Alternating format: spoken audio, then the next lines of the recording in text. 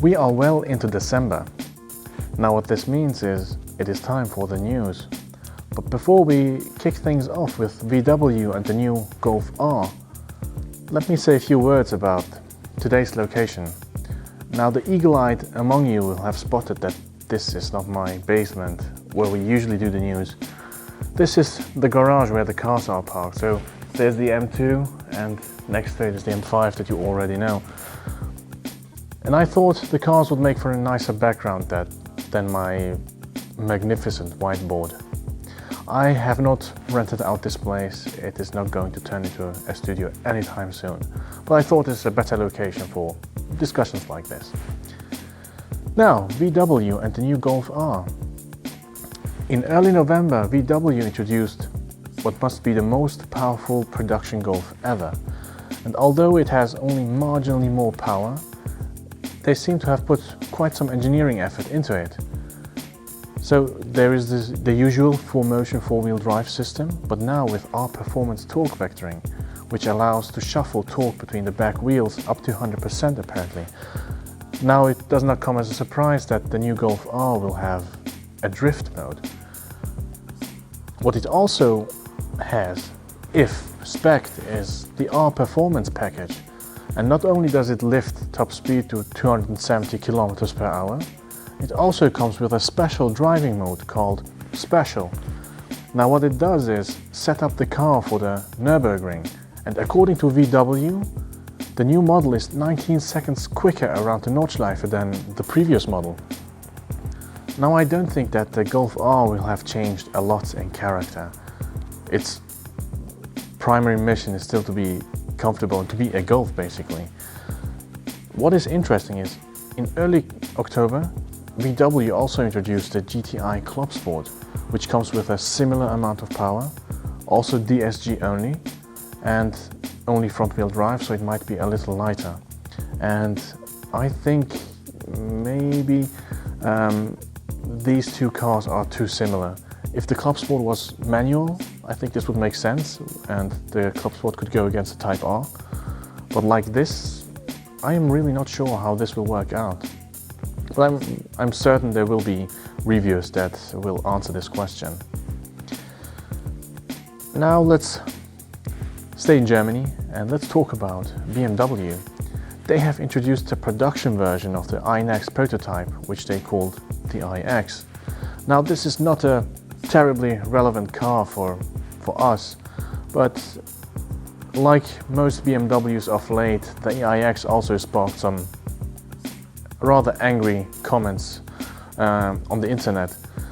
Now I understand that, but somehow I was able to separate these model ranges, so I was not I don't really have an opinion.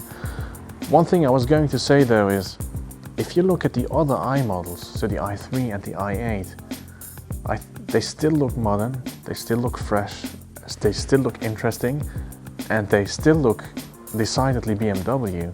So I don't think there was that rotor design that it needed an update or a change. But hey, what do I know about design? One thing that was a little confusing though, in the official press blurb, they mention driving pleasure in the press blurb of the iX. And although this is a term that has been used with, that is associated with BMW, I am not sure this is something that is associated with the iX, even if it drives better than other heavy E SUVs. Instead, let's move on to Honda. Now they have showed their new Civic prototype on Twitch. This is very modern, very hype. I like it. And I also like the car that they showed. So it's a pretty sanded down Civic with less rough edges, a less angular design, less preposterous. Although I like the previous generation Civic, especially the Type R. And yeah, I'm definitely looking forward to the new one. Let's stick with Honda for a moment. I'm pretty sure you all know the Forbes magazine.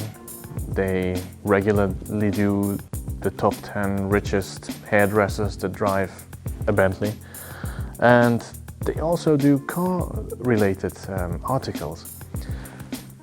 Apparently, somebody inside Honda told them that they are considering a successor to the S2000, which would come with the Type R's engine, the 6-speed manual gearbox and rear-wheel drive.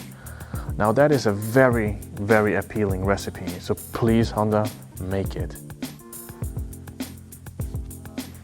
Now, in other Japan news, when was the last time you have heard something from Subaru? I don't remember, but they have revealed the new BRZ, and it doesn't look like they have changed the recipe. So it comes with a 2.4 liter flat 4 that makes 230 or 40 horsepower, 240 or 50 newton meters of torque, 6-speed manual gearbox, rear-wheel drive, stiff chassis, low center of gravity, the lot. And it is a very appealing package, except it will not come to Europe. So whatever the reason, whether they be political or economical or environmental, I don't know. Now, it would have been an interesting car because unlike the previous car, which had its torque so far up at 6,000 something RPM, the new one has peak torque at 3,700, which, yeah, for everybody who was going to drift that car would have been a good option. Now, a rear-wheel drive car that will come to Europe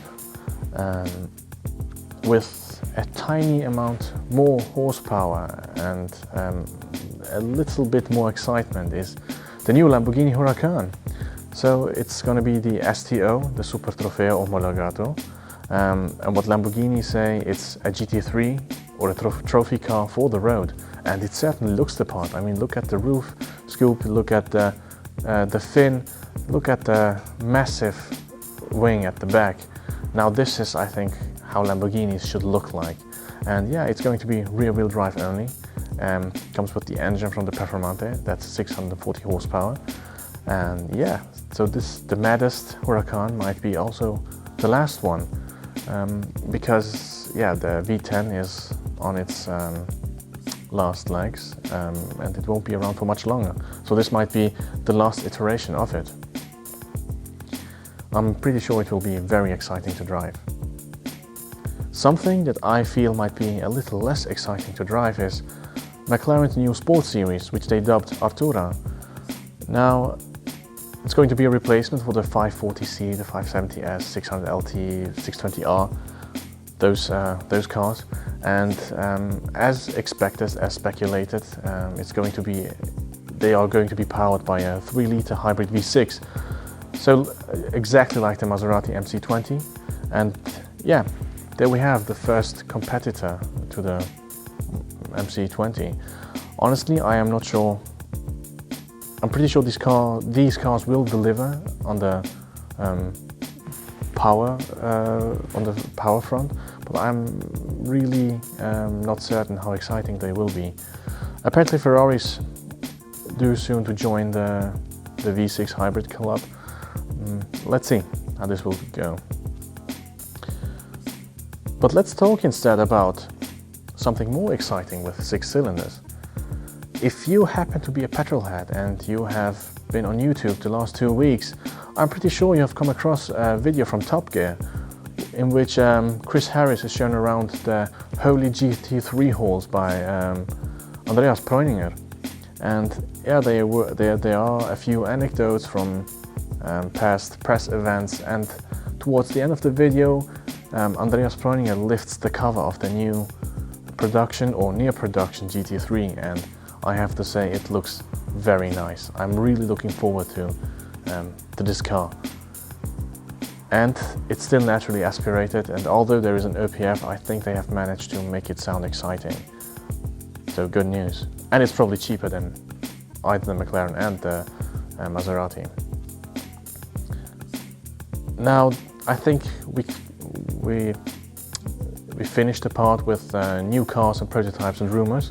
Let's instead spend a few moments on motorsport news. VW Motorsport has pulled the plug, so the IDR will not be further developed, and I probably will not see any other any other races or tracks or what else there is. But anyway, I mean, after they pulled out of WRC, there was not much, maybe a little rallycross, but that was it. Something else that came to an end is, or that will come to an end, is Audi's and BMW's Formula E involvement. They both have announced, I think within 2 days, that by the end of 2021 they will end their involvement in Formula E. I think it has to do with how far that series did go, how much publicity there is around it, and yeah, maybe it's less than they expected or hoped for. Let's see what effect this will have on other manufacturers like Mercedes and Porsche that are still in it.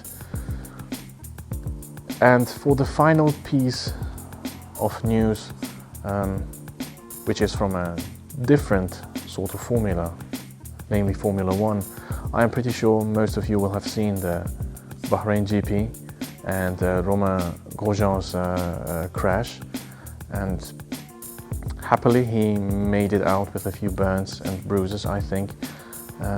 There were a few comments on Twitter where people said that Formula 1 drivers are gladiators after all.